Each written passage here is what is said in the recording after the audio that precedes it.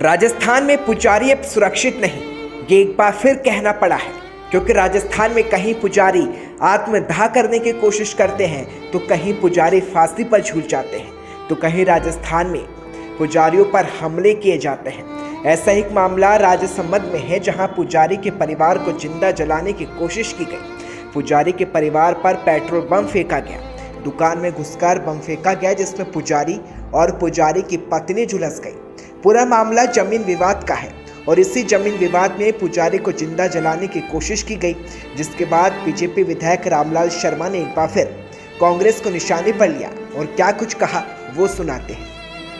राजस्थान में जब से कांग्रेस की सरकार आई है तब से ना मंदिर सुरक्षित है और ना मंदिर के पुजारी सुरक्षित है। एक के बाद एक मंदिरों के ऊपर भी हमला हो रहा है और एक के बाद एक पुजारियों के ऊपर भी हमला हो रहा है। पहले करौली के अंदर पुजारी को जिंदा जलाया गया, जयपुर के अंदर पुजारी ने आत्मदाह किया और अब राजसमंद के अंदर पुजारी को, उसकी पत्नी को जिंदा जलाने की कोशिश की गई और चिकित्सकों का कहना है कि वो 90% पुजारी जल चुका।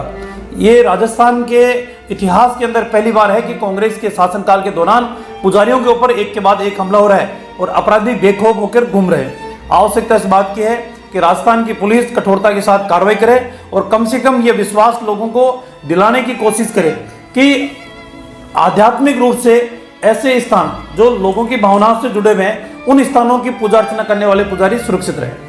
बता दें, जमीन विवाद में राजस्थान में पुजारियों को निशाना बनाने का पहला मामला नहीं है, लेकिन इस वक्त राजसमंद जिले के देवगढ़ में बुजुर्ग पुजारी के परिवार पर पेट्रोल बम फेंका गया, जिसमें करीब 10 लोगों ने हमला किया और पुजारी नवरत्न लाल और उनकी पत्नी जमुना देवी 80% तक झुलस गई। मामले पर पुलिस ने 8 संदिग्धों को हिरासत में लिया। ये पुजारी परिवार है, देवनारायण भगवान का पुजारी है, 9 पीढ़ी से ये यहाँ सेवा करता है और इसके नाम पे ठिकाना जयपुर से पलटा जारी है और ये सेवा करता आ रहा है। दूसरों से हकूक नहीं है, फिर भी इन लोगों ने नाजायज दबाव बनाया और पुजारी को परिवार को गांव से हटाने के लिए दबाव बनाया और ये मामला बनाया। मेरा नाम यशपाल है। क्या हुआ? गांव के 10 आदमी आए और पेट्रोल डाल के उनको जला दिया, दोनों माता और पिता को, दोनों को, और भाई के मुंह बांध के अंदर डाला और इसमें सब पूरे गांव के आदमी शामिल है। गांव के अलावा कोई नहीं है और मंदिर का रगड़ा चल रहा था। थाने में 20 रिपोर्ट दे चुके हैं, कोई कानूनी कार्रवाई नहीं करता है। इसमें एमएलए शामिल रहता है, एमएलए फोन लगा देता है, थाने में आता नहीं है पुलिस वाले कोई भी।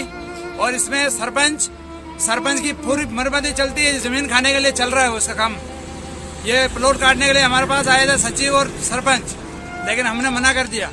इस कारण से ये मामला बोला, मंदिर के ऊपर गांव वालों को सेवा करने दिया और ये गांव वालों ने मिलके ये अभी 10 आदमी आए और पिताजी को और माताजी को दोनों को पेट्रोल डाल के ऊपर डाल के जला दिया और पूरे तरीके से जख्मी हो गए। उनको 60% जल गए, 40% बचे, इसलिए देवगढ़ थाने में रेफर किया हुआ। बस मम्मी और मैं खाना खा रहे थे अंदर दुकान के पीछे बैठ के दरवाजा के सामने। वो पीछे से आए दुकान से 10 आदमी और लकड़ी से वो आग जल रही थी आगे और पेट्रोल ऊपर डाल के तुरंत लकड़ी से लगा दिया और आग लेने लग गई।